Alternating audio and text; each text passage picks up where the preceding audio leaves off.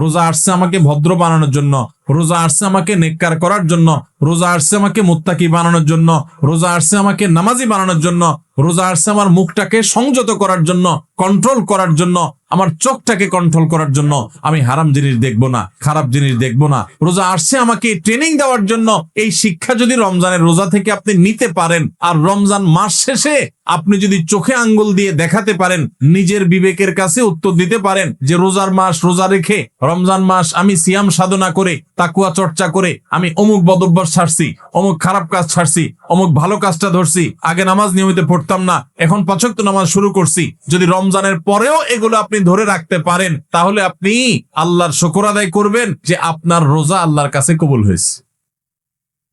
রমজান হলো ইমানদারের আমল এবং ইবাদতের বসন্তকাল।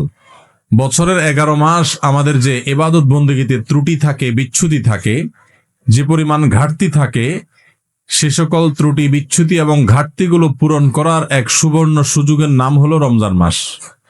একজন ব্যবসায়ী যেরকম তার ব্যবসার সারা বছরের ঘাটতি পোষায় নিতে পারেন সৃজনের ব্যবসা দিয়া, ইমানদার তার 11 মাসের ইবাদত বন্দেগী, আখিরাতের পথে যাত্রার যে পাথেয় সংগ্রহ করা, সেই সংগ্রহ করার বিষয়ে যে তার ঘাটতি থাকে, ত্রুটি থাকে, বিচ্যুতি থাকে, সেটা তার পোষানোর সুযোগ আসে রমজান মাসে।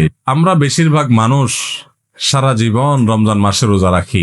অনেকে আছেন বয়স এখন 40, 50, 60 বছর পর্যন্ত হয়ে গেছে, প্রতি বছরই মাশাআল্লাহ রোজা রাখেন। রোজা কেন রাখেন সেই উদ্দেশ্যই জানেন না। তাহলে কিভাবে আপনার রোজার উদ্দেশ্য আপনি সফল কাম হতে পারবেন? আপনি কেন রোজা রাখেন সেটাই যদি না জানেন, তো এই রোজা আপনার কি কাজে আসবে? আল্লাহ সুবহানাহু ওয়া তাআলা কোরআনে কারীমে বলেছেন, কুতিবা আলাইকুমুস সিয়াম, তোমাদের উপরে রমজানের রোজা ফরজ করা হয়েছে। কামা কুতিবা আলাল্লাযীনা মিন ক্বাবলিকুম, যেমন তোমাদের পূর্বে যত জাতি এসেছে পৃথিবীতে সবার উপরে রমজানের রোজা ফরজ করা হয়েছিল। তো একইভাবে তোমাদের উপরে রোজা ফরজ করা হয়েছে। সবার উপরে রোজা ছিল আর তোমাদের উপরেও রোজা ফরজ করা হয়েছে। তে রোজা কেন ফরজ করা হয়েছে? লাআল্লাকুম তাত্তাকুন, আশা করা যায় এই সম্ভাবনা তৈরি হবে যে রোজা রাখলে তোমরা তাকওয়া অর্জন করতে পারবা, মুত্তাকি হতে পারবা। তাকওয়া অর্জন করা আর মুত্তাকি হওয়ার মানে হলো আল্লাহর ভয় থেকে, আল্লাহর প্রতি শ্রদ্ধা থেকে, আল্লাহর সকল আদেশ নিষেধগুলো মেনে চলা, এর নাম হলো তাকওয়া। তাকওয়া হলো কি? আল্লাহর ভয়ে, যে আল্লাহর সামনে দাঁড়াতে হবে, আল্লাহর সমস্ত আদেশ নিষেধ আমাকে মেনে চলতে হবে, সেই চেতনা থেকে আল্লাহর সমস্ত আদেশ, সকল নিষেধগুলো থেকে বেঁচে থাকা, সকল আদেশগুলো মেনে চলা আর সকল নিষেধ থেকে বেঁচে থাকা, এর নাম কি? তাকওয়া। রমজানে আমরা রোজা রাখি মূলত এই তাকওয়া অর্জন করার জন্য। তাকওয়া শিখায় আমাদেরকে রোজা।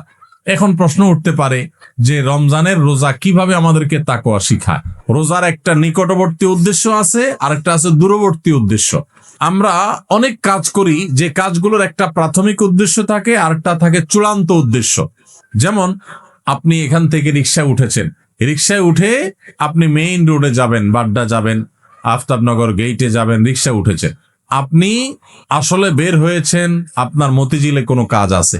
তো আপনি যে রিকশায় উঠছেন, আপনাকে কেউ যদি জিজ্ঞাসা করে কই যাচ্ছেন, তখন এটার 2টা উত্তর হতে পারে। একটা হতে পারে ভাই রিকশা চড়ছি, রিকশায় করে আফতাবনগর যাব, বা রিকশায় করে বাড্ডা পর্যন্ত যাব। আরেকটা উত্তর হতে পারে ভাই মতিঝিল যাব, কারণ মতিঝিলে আপনি যাবেন, ওইটাই মূল উদ্দেশ্য।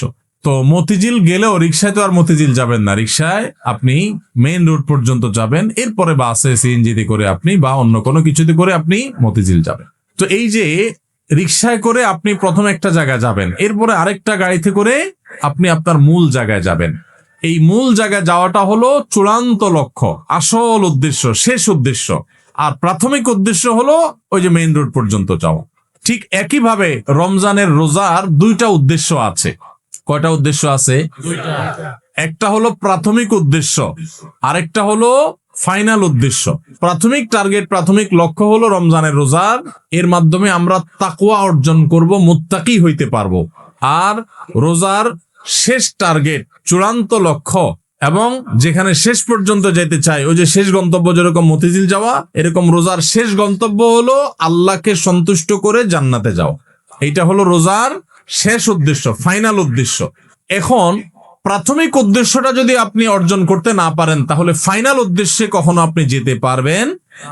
আপনার মতিঝিলে যেতে হলে আপনাকে মেইন রোড পর্যন্ত আগে মেইন রোড পর্যন্ত যদি আপনি যেতে না পারেন তাহলে মতিঝিলে যেতে পারবেন। ঠিক একইভাবে রমজানের রোজা থেকে আগে আপনাকে মুত্তাকি হইতে হবে, আগে তাকওয়া অর্জন করতে হবে। রোজা রাখছেন, মুত্তাকি হইতে পারেন নাই, রোজা রাখছেন, তাকওয়া অর্জন করতে পারেন নাই, তাহলে আপনার ওই মেইন রোড পর্যন্ত যাওয়া হয় নাই। অতএব মতিঝিল পর্যন্ত যাওয়া অর্থাৎ জান্নাত পর্যন্ত যাওয়া, আল্লাহর সন্তুষ্টি লাভ, সেটাও অর্জন হবে না। আমি কি বুঝাইতে পারছি ভাইরা আমার? তাহলে এই যে রমজান আসছে, রোজা আসছে, প্রতি বছরই তো আমরা আলহামদুলিল্লাহ বেশিরভাগ মানুষই তো রোজা রাখি। আমাদের নিজেদেরকে জিজ্ঞাসা করতে হবে, রোজার যে প্রাথমিক উদ্দেশ্য আছে সেটা আমি হাসিল করতে পারলাম কি পারলাম না। যদি আমি রোজার প্রাথমিক উদ্দেশ্য হাসিল করতে না পারি, তাহলে রোজার আসল উদ্দেশ্য যে আল্লাহকে খুশি করে জান্নাতে যাওয়া, সেটা কোনোদিনই অর্জন হবে না। এবার তাহলে আমাদের হিসাব মিলাইতে হবে যে রোজা রাখার পর আমি মুত্তাকি হইতে পারছি কিনা। আসেন একটু আমরা হিসাব মেলানোর চেষ্টা করি। ভাইরা আমার, রমজানের রোজা রেখে আপনি যদি অন্যায় কাজ ছাড়তে পারেন, গুনাহের কাজ ছাড়তে পারেন, পাপের কাজ ছাড়তে পারেন, আল্লাহর সমস্ত আদেশগুলো মেনে চলতে পারেন, আপনি রোজাদার। রমজানের সম্মান, রমজানের মর্যাদা রক্ষা যদি আপনি করার চেষ্টা করেন, তাহলে বুঝতে হবে আপনার ভিতরে ওই যে তাকওয়া, আল্লাহর ভয়ে, আল্লাহর নির্দেশ মানা, আল্লাহর নিষেধ থেকে বেঁচে থাকা, এই চেতনা আপনার মধ্যে একটু একটু করে জাগতেছে। এরপরে পুরো মাস রোজা থাকার পর রমজান শেষে যদি আপনার কাছে মনে হয় যে আপনি মাশাআল্লাহ কিছু গুনাহ ত্যাগ করতে পারছেন, আপনি আগে ধূমপান করতেন, আপনি রমজান মাসে যেহেতু রোজার দিনে সারাদিন আপনি ধূমপান করতে পারেন না, আবার রাতে 6-7 ঘন্টা ঘুমায় থাকেন, 1 ঘন্টা তারাবিতে চলে যায়, তাহলে গড়ে 19-20 ঘন্টা বা 17-18 ঘন্টা, 19 ঘন্টা 20 ঘন্টা আপনি এঙ্গেজ থাকেন, চাইলেও ধূমপান করার সুযোগ নেই, তাহলে আর বাকি থাকে 4 ঘন্টা 24 ঘন্টার মধ্যে। তাহলে রমজান মাসে আপনি যদি এই 4টা ঘন্টা কষ্ট করে জিম খিসি থাকতে পারেন, তাহলে 1 মাসেই আপনি চাইলে এই বদভ্যাস ত্যাগ করতে পারেন।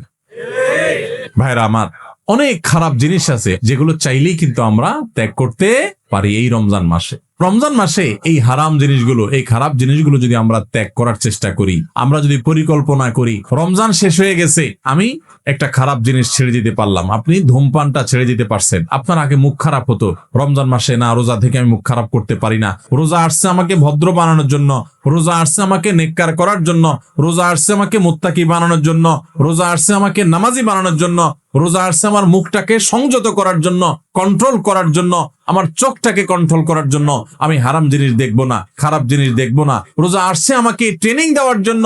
এই শিক্ষা যদি রমজানের রোজা থেকে আপনি নিতে পারেন, আর রমজান মাস শেষে আপনি যদি চোখে আঙ্গুল দিয়ে দেখাতে পারেন, নিজের বিবেকের কাছে উত্তর দিতে পারেন যে রোজার মাস রোজা রেখে, রমজান মাস আমি সিয়াম সাধনা করে, তাকওয়া চর্চা করে আমি অমুক বদভ্যাস ছাড়ছি, অমুক খারাপ কাজ ছাড়ছি, অমুক ভালো কাজটা ধরছি, আগে নামাজ নিয়মিত পড়তাম না, এখন 5 ওয়াক্ত নামাজ শুরু করছি। যদি রমজানের পরেও এগুলো আপনি ধরে রাখতে পারেন, তাহলে আপনি আল্লাহর শুকর আদায় করবেন যে আপনার রোজা আল্লাহর কাছে কবুল হয়েছে। এবং কবুল হয়েছে দেখে আল্লাহ আপনাকে রোজার মাধ্যমে ভালো কাজ করার তৌফিক দিচ্ছেন, খারাপ কাজ থেকে বাঁচার তৌফিক দিচ্ছেন।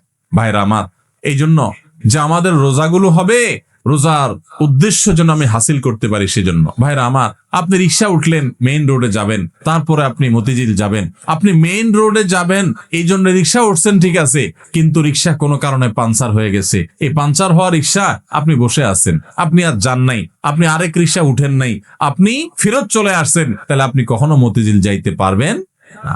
রমজান মাসে রোজা রাখার পর একটা গুনাহ হয়ে গেছে, এটা হলো চাকা পাঞ্চার হওয়ার মতো, সামনে আগাইতে পারলেন না। তাকওয়া চর্চা করার কথা, গুনাহ এবং হারাম কাজ ছাড়ার কথা, বদভ্যাস ত্যাগ করার কথা, কিন্তু আপনার ত্যাগ করতে পারেন নাই। তাহলে আপনি ওই যে চাকা পাঞ্চার হয়ে যাওয়ার মতো থেমে থাকবেন না, আরো সামনে অগ্রসর হবেন, আরো শক্তিশালী ভাবে অগ্রসর হবেন। ভাইরা আমার, জীবনটা খুব সীমিত বাবারে, অনেক সংক্ষিপ্ত জীবন, দেখতে দেখতে জীবন পার হয়ে যায়। যারা বয়স 30-40 হয়ে গেছে বা আরো কম বেশি আছে, একটু চোখটা বন্ধ করে শৈশবকে একটু চিন্তা করেন, দেখবেন কদিন আগে আপনি ছোট বাচ্চা পোলাপানের মতো হাঁটাহাঁটি করছেন। এই যে পোলাপান ছোটাছুটি করতেছে, এদের মতো কয়দিন আগে আপনি ছিলেন। দেখতে দেখতে 40, 50, 60, 70, 80 বছর জীবন অনেকের পার হয়ে গেছে। বাকি যে কয় বছর আছে, এটাও দেখতে দেখতে চলে যাবে। সব পড়ে থাকবে, আপনার ব্যবসা বাণিজ্য, আপনার সংসার, আপনার ঘর বাড়ি, আপনার দোকানদারি, ভাইরা সব থেকে যাবে, শুধু আপনার সাথে আপনার আমলগুলো যাবে। নেক আমল করবেন তো অনন্ত অসীম কালের জান্নাত, আর বদামল করবেন অনন্ত অসীম কালের জাহান্নাম। ভাইরা আমার, সেজন্য রমজান আসছে আমাদেরকে পরিশুদ্ধ